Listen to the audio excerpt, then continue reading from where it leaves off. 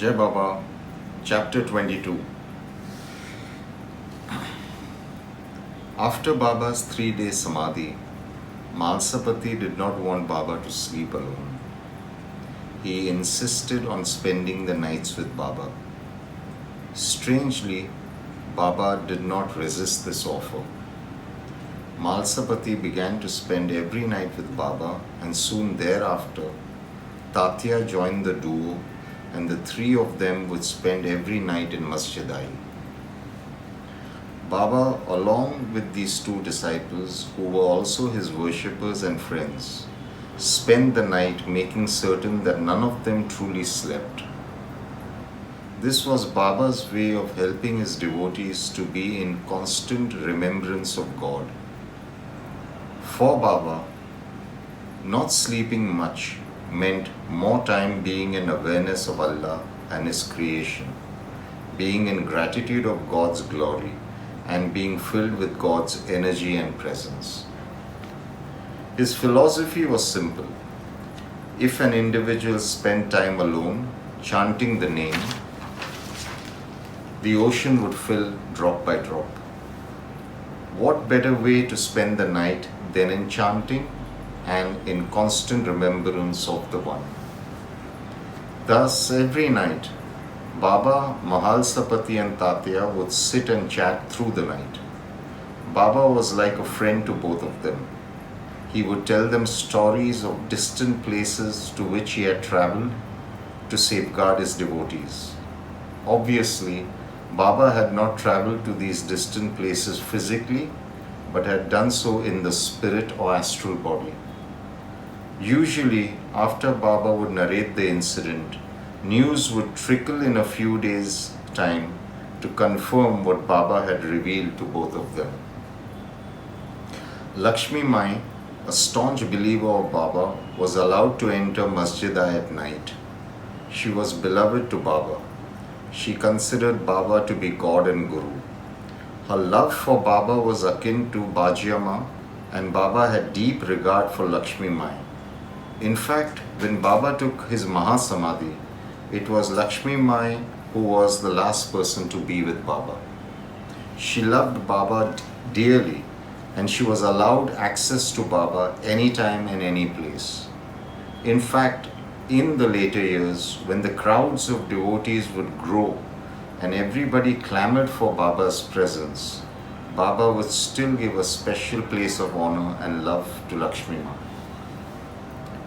Baba, Mahalsapati and Tatya would sleep in the center of Masjid-i with their heads towards the east, west and north, and their feet touching each other like spokes of a wheel.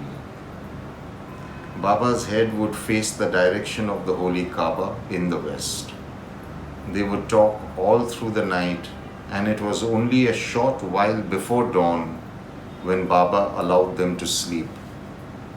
If Tatya began to snore, as he was always the first to fall asleep, Baba would get up and either shake him or turn him from one side to the other, or then make him turn on his stomach and gently press his head to the ground, or else Baba and Mahalsapati would sandwich Tatya between them, both hugging the snoring man close.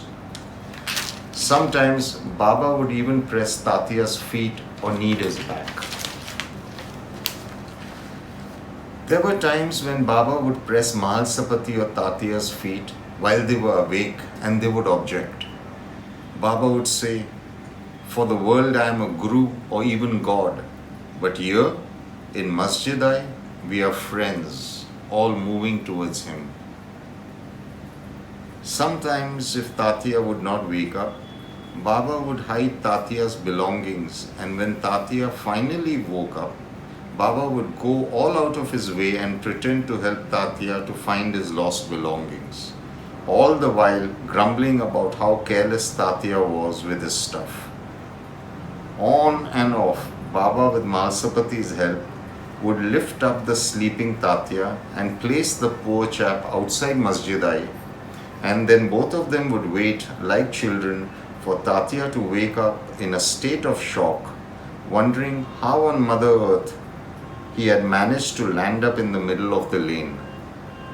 Baba and Mahalsapati would pretend to be sleeping, all the while chuckling and watching Tatya re-enter Masjid-I, all confused, scratching his head in bewilderment.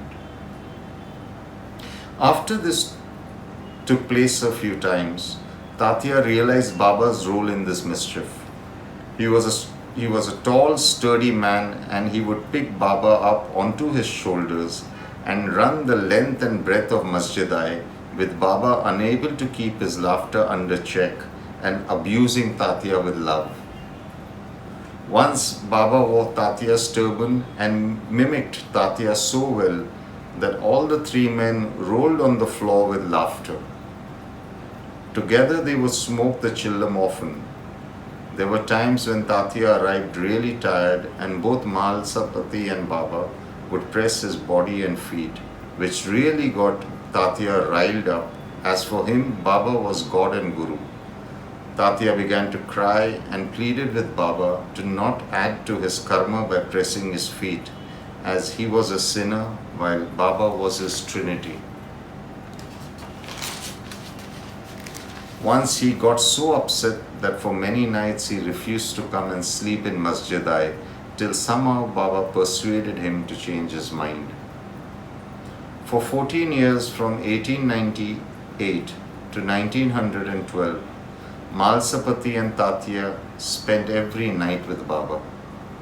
It was only when Tatya's father passed away that Baba insisted that Tatya take up the family responsibility, and thus, after 14 years, till Baba took Mahasamadhi, it was Mahalsapati who spent every night with Baba, either at Masjid-I or at Chowdi. Even after Baba left his body, Mahalsapati continued to sit in Masjid-I all day and slept in Masjid-I every alternate night till he passed over 4 years after Baba's Mahasamadhi. Peace be to all. Baba bless us with his love, laughter and companionship. Jai Sai.